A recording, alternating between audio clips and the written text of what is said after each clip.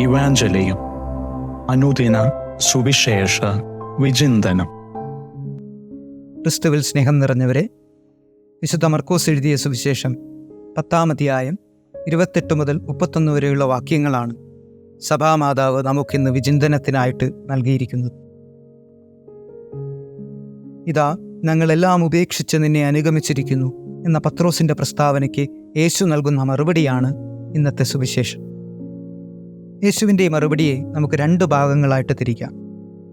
ഒന്നാമത്തെ ഭാഗത്തിൽ സ്വർഗരാജ്യം എപ്രകാരമുള്ളതാണെന്ന ഒരു സൂചനയാണ് യേശു നൽകുന്നത്. രണ്ടാമത്തെ ഭാഗത്തിൽ ആരാണ് ഈ സ്വർഗരാജ്യം കരസ്ഥമാക്കുന്നത് എന്നൊരു തിരിച്ചറിവും നമുക്ക് നൽകുകയാണ്.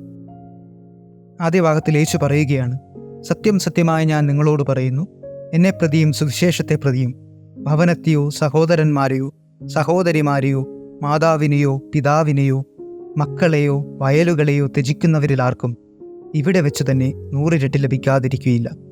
ഭവനങ്ങളും സഹോദരന്മാരും സഹോദരിമാരും മാതാക്കളും മക്കളും വയലുകളും അവയോടൊപ്പം പീഡനങ്ങളും വരാനിരിക്കുന്ന കാലത്ത് നിത്യജീവൻ. യേശുവിൻ്റെ ഈ വചനം നാം ശ്രദ്ധിച്ചു വായിച്ചാൽ യേശു 2 കാര്യങ്ങൾ വാഗ്ദാനം ചെയ്യുന്നില്ല എന്ന് നമുക്ക് കാണാൻ കഴിയും. ഒന്ന് വിവാഹ ജീവിതമാണ്, രണ്ടാമത് പിതാക്കന്മാരാണ്. നിങ്ങൾക്ക് ഭാര്യമാരെയും ഭർത്താക്കന്മാരെയും ലഭിക്കും, അല്ലെങ്കിൽ നിങ്ങൾക്ക് പിതാക്കന്മാരെ ലഭിക്കും എന്ന് യേശു തൻ്റെ പ്രസ്താവനയിൽ പറയുന്നില്ല. ഇതിന് തക്കതായ ഒരു കാരണമുണ്ട്. അത് മനസ്സിലാക്കണമെങ്കിൽ നാം മറ്റു പല വചനഭാഗങ്ങളും ധ്യാനിക്കണം. വിശുദ്ധ മത്തായിയുടെ സുവിശേഷം 22-ാം അധ്യായം 30-ാം വാക്യം, പുനരുത്ഥാനത്തിൽ അവർ വിവാഹം ചെയ്യുകയോ ചെയ്തു കൊടുക്കുകയോ ഇല്ല, പിന്നെയോ അവർ സ്വർഗദൂതന്മാരെ പോലെയായിരിക്കും. മർക്കോസിൻ്റെ സുവിശേഷം 12-ാം അധ്യായം 25-ാം വാക്യം, എന്തെന്നാൽ മരിച്ചവരിൽ നിന്ന് ഉയർത്തെഴുന്നേൽക്കുമ്പോൾ അവർ വിവാഹം ചെയ്യുകയോ ചെയ്തു കൊടുക്കുകയില്ല, മറിച്ച് അവർ സ്വർഗത്തിലെ ദൂതന്മാരെ പോലെയായിരിക്കും.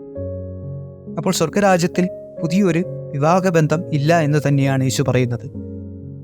ഇനി മത്തായിയുടെ സുവിശേഷം 23-ാം അധ്യായം 9-ാം വാക്യം, ഭൂമിയിൽ ആരെയും നിങ്ങൾ പിതാവെന്ന് വിളിക്കരുത്, എന്തെന്നാൽ നിങ്ങൾക്ക് ഒരു പിതാവേ ഉള്ളൂ, സ്വർഗസ്ഥനായ പിതാവ്. അതുകൊണ്ടാണ് യേശു പിതാക്കന്മാരെ ലഭിക്കും എന്ന് വാഗ്ദാനം ചെയ്യാത്തത്. അപ്പോൾ ഏകദൈവമായ പിതാവിൻ്റെ മക്കളായി ദൈവദൂതന്മാരെ പോലെ നമ്മൾ ജീവിക്കുന്നതാണ് സ്വർഗം. ഇനി സുവിശേഷത്തിൻ്റെ 2-ാമത്തെ ഭാഗത്തിലേക്ക് നമുക്ക് കടക്കാം. യേശു പറയുകയാണ്, എന്നാൽ മുൻപന്മാരിൽ പലരും പിൻപന്മാരും പിൻപന്മാരിൽ പലരും മുൻപന്മാരുമാകും. ഈ സുവിശേഷ ഭാഗം വായിക്കുമ്പോൾ നമുക്ക് തോന്നും, സ്വർഗരാജ്യം അന്വേഷിച്ച് ആദ്യമെത്തുന്ന പലരും പിന്തള്ളപ്പെടുകയും അവസാനമെത്തുന്ന പലരും സ്വർഗരാജ്യം കരസ്ഥമാക്കുകയും ചെയ്യും എന്നാണ്. എന്നാൽ ഈ വചനഭാഗത്തെ നമുക്ക് മറ്റൊരു തലത്തിൽ നിന്നും ധ്യാനിച്ചെടുക്കാം. ഈ ലോകത്തെ കഴിവുകളും സമ്പത്തുകളുമെല്ലാം ഉണ്ടെന്ന് കരുതി മുൻപന്മാരാണെന്ന് കരുതുന്ന പലരും ദൈവസ്നേഹം തിരിച്ചറിയുമ്പോൾ തങ്ങൾ നേടിയതൊന്നും ഒന്നുമല്ല എന്നൊരു തിരിച്ചറിവിലെത്തും. ഇതിനെയാണ് മുൻപന്മാർ പലരും പിൻപന്മാരായി മാറുക എന്ന് പറയുന്നത്.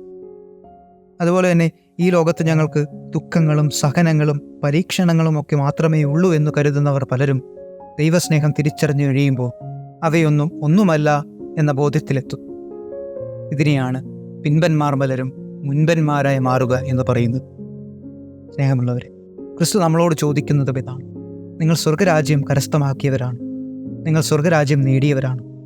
നിങ്ങളുടെ കഴിവുകളിലും നിങ്ങളുടെ സമ്പത്തിലും അഹങ്കരിക്കുന്നവരാണോ, മറിച്ച് ദൈവസ്നേഹം അവയേക്കാളൊക്കെ വലുതാണെന്ന് തിരിച്ചറിവുണ്ടായവരാണോ നിങ്ങൾ?